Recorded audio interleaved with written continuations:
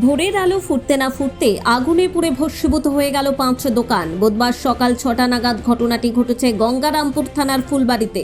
জানা গিয়েছে, গঙ্গারামপুর থানার ফুলবাড়ির বাসিন্দা অমিত মহন্ত ফুলবাড়ি বাস স্ট্যান্ডে 512 নম্বর জাতীয় সড়কের ধারে তার দোকান রয়েছে। বুধবার সকাল 6টা নাগাদ স্থানীয় পথ চলতি মানুষের নজরে আসে অমিত বাবুর মুদির দোকানটি দাউ দাউ করে চলছে। মুহূর্তের মধ্যে পাশের ভরত মহন্ত চায়ের দোকান, উজ্জ্বল বসাকের হোটেল ও স্টেশন রোডের জলিল মিয়ার কসমেটিক্সের দোকান সহ আরও একটি দোকানে আগুন ছড়িয়ে পড়ে। আগুনের লেলিহান শিখায় পুড়তে থাকে একের পর এক দোকান। আগুন নেভাতে স্থানীয় মানুষের মধ্যে শুরু হয়ে যায় ছোটাছুটি। খবর দেওয়া হয় দমকলে। গঙ্গারামপুর ও বুনিয়াদপুর থেকে ছুটে আসে দমকলের 2টি ইঞ্জিন। আগুন লাগার খবর ছড়িয়ে পড়তেই ফুলবাড়ি বাজারে প্রচুর মানুষের ভিড় জমে। খবর পেয়ে ছুটে আসে গঙ্গারামপুর থানার বিশাল পুলিশ বাহিনী। ঘটনাস্থলে ছুটে আসে গঙ্গারামপুর মহকুমা পুলিশ আধিকারিক সুব্রত সরকার। দমকল কর্মীদের প্রায় 2 ঘন্টার প্রচেষ্টায় আগুন নিয়ন্ত্রণে আসে।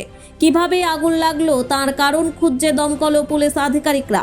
এই ঘটনায় ফুলবাড়ি বাজারে ব্যবসায়ীদের মধ্যে আতঙ্ক দেখা দিয়েছে। কামাখ্যা তারাপীঠ সিদ্ধতান্ত্রিক গুরু প্রশান্ত শাস্ত্রী। কামাখ্যা তারাপীঠ যজ্ঞ সহ যে কোনো সমস্যার সমাধানে একমাত্র ভরসা। ঠিকানা রত্নজ্যোতি শোরুম, রত্নজ্যোতি মোড়, দেবীনগর, রায়গঞ্জ, উত্তর দিনাজপুর। মোবাইল নম্বর 8629986786। দেখুন, এটা তো খুবই দুঃখজনক ঘটনা, কারণ এখানে বড় বড় বেশ 5টা দোকান আমাদের পুড়ে যায়। এখানে একটা হোলসেল মুদিখানার দোকান ছিল, একটা বড় স্টেশনারি দোকান ছিল, 2টো খাবারের হোটেলের দোকান ছিল, চায়ের দোকান ছিল, সমস্ত দোকান পুড়ে ছাই। এখানে কিচ্ছু নেই বলতে কিচ্ছু নেই। আমরা তো যখন ভোরবেলার দিকে খবর পাই, দেখতে পাই আশপাশে আগুন ছড়িয়ে গেছে, সকলেই পাড়া প্রতিবেশী এবং আশপাশের দোকানদাররা ছুটে আসি, সঙ্গে পুলিশ প্রশাসনরাও থাকে, ফায়ার ব্রিগেডও আসে। ততক্ষণে আমরা উদ্ধার কার্যে হাত লাগাই, কিন্তু কি বলবো, এখানে বলার কোনো ভাষাই নেই। কেননা ভীষণই দুঃখজনক। দোকানে আপনি 10 টাকা দামেরও একটা জিনিস রিটার্ন পাবেন না, যে বেঁচে আছে সেই দোকান থেকে পাবেন আপনি। তো সেই জায়গা থেকে ফায়ার ব্রিগেড আস্তে আস্তে ততক্ষণে সবটাই শেষ। আমরা সকলে মিলে উদ্ধার কাজ শুরু করেছিলাম, সেই জন্য বাকি দোকানগুলোকে বাঁচানো গেছে, কিন্তু এই 5টা দোকানকে একেবারেই কিচ্ছু বাঁচানো যায়নি। এই দোকানগুলোতে কিচ্ছু নেই, সমস্ত শেষ।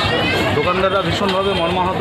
তাদের পাশে আমরা সকলে আশপাশের দোকানদাররা দাঁড়িয়েছি, তাদেরকে সান্ত্বনা দেওয়া ছাড়া তো আর কিছু নেই আমাদের কাছে। এইটুকুই আমরা করতে পারছি, কিন্তু আশা রাখবো আগামী দিনে এরকম ঘটনা যেন না ঘটে। এবং এটাও বলবো এর সঙ্গে ফায়ার ব্রিগেডকে একটু তৎপর হতে, যেন ফোন যাওয়ার সঙ্গে মাত্রই তারা সেইখানে উপস্থিত হয়। এইটুকুই আশা রাখবো। আমার নাম সুব্রত বসা। গঙ্গারামপুর থেকে অমিত মহন্ত রিপোর্ট, কুলিক নিউজ।